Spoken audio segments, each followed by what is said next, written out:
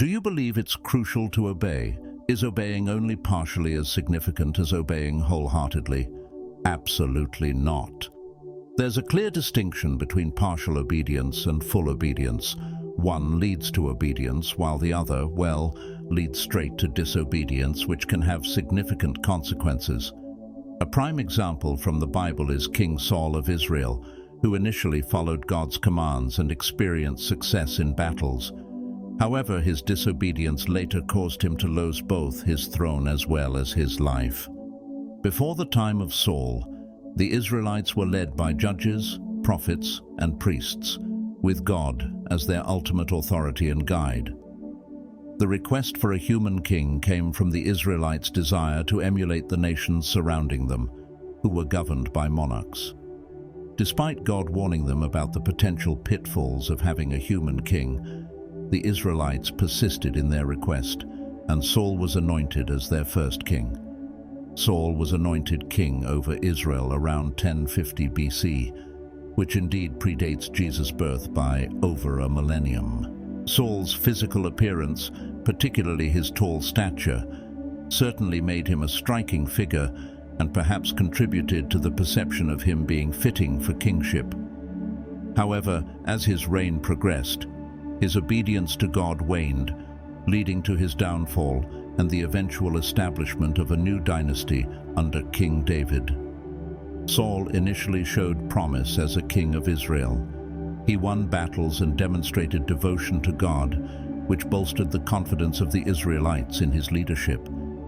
Gilgal, near the Jordan River, holds historical significance as a location where several events in Israelite history took place. However, as Saul's reign progressed, pride crept in, leading to disobedience and eventual downfall. One pivotal moment occurred at Gilgal, when Saul impatiently offered sacrifices before battle, a duty reserved for the prophet Samuel. This act reflected Saul's growing arrogance and disregard for divine order, which ultimately contributed to his loss of favor with God.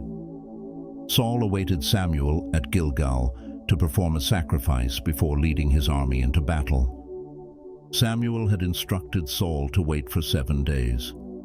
Initially patient, Saul eventually grew impatient and proceeded with the sacrifice without Samuel, a task reserved for priests alone.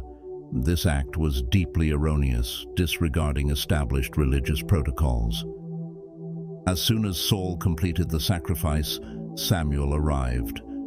Confronted by Samuel, Saul attempted to deflect blame, faulting the people and offering excuses for his disobedience. This incident marked a critical moment in Saul's reign, revealing his impatience, disregard for divine ordinances, and reluctance to accept responsibility for his actions. 1 Samuel chapter 13, verses 8 to 14, NIV. Saul waited 7 days, the time set by Samuel, but Samuel did not come to Gilgal, and Saul's men began to scatter. So he said, "Bring me the burnt offering and the fellowship offerings." And Saul offered up the burnt offering. Just as he finished making the offering, Samuel arrived and Saul went out to greet him. "What have you done?" asked Samuel. Saul replied, "When I saw that the men were scattering, and that you did not come at the set time, and that the Philistines were assembling at Michmash, I thought, now the Philistines will come down against me at Gilgal, and I have not sought the Lord's favor. So I felt compelled to offer the burnt offering." "You have done a foolish thing," Samuel said. "You have not kept the command the Lord your God gave you. If you had, he would have established your kingdom over Israel for all time. But now your kingdom will not endure. The Lord has sought out a man after his own heart and appointed him ruler of his people, because you have not kept the Lord's command." On another occasion, Samuel conveyed to Saul God's command to punish the wicked Amalekites by completely destroying every person and all their animals. However, after the battle, Saul spared the enemy king's life and kept some of the finest animals, intending to offer them as sacrifices to God. Saul's disobedience stemmed from his failure to fully comply with God's instructions, despite partially executing them. This act of disobedience resulted in God stripping Saul of his kingdom and transferring it to David. Saul faced the consequence of losing his kingship as punishment for his disobedience. Mount Gilboa, located in northern Israel approximately 15 miles south of the Sea of Galilee, serves as the backdrop for Saul's final battle against the Philistines. Engaging in this battle without seeking God's guidance, Saul ignored divine warnings, sealing his fate. Mount Gilboa would become the site of Saul and his son's demise, marking the end of Saul's reign as king of Israel. The tragic end of Saul's life and reign serves as a poignant reminder of the consequences of disobedience and the importance of heeding God's counsel. Obedience is a fundamental aspect of many ethical, religious, and societal frameworks.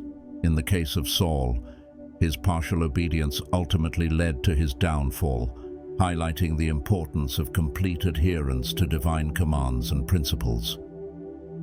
Indeed, whether it's obeying God, parents, or authority figures, partial obedience still constitutes disobedience and carries consequences. Cultivating a spirit of obedience involves not only following directives, but doing so willingly and joyfully. By obeying fully and with a willing heart, individuals not only honor the authority entrusted to them, but also foster a deeper sense of connection and alignment with divine will, familial harmony, and societal order. Dear listeners, we'd love to hear your thoughts on this topic. Do you think partial obedience is still disobedience? And how important is it to obey all the way, whether it's to God, your parents, or anyone else in charge? Remember, obedience isn't just about following rules, it's about doing it with a happy heart too. Drop your comments below, and let's get the conversation going. Also, if you liked today's presentation, please press the like button, share it with your friends, and subscribe to our channel. Thank you.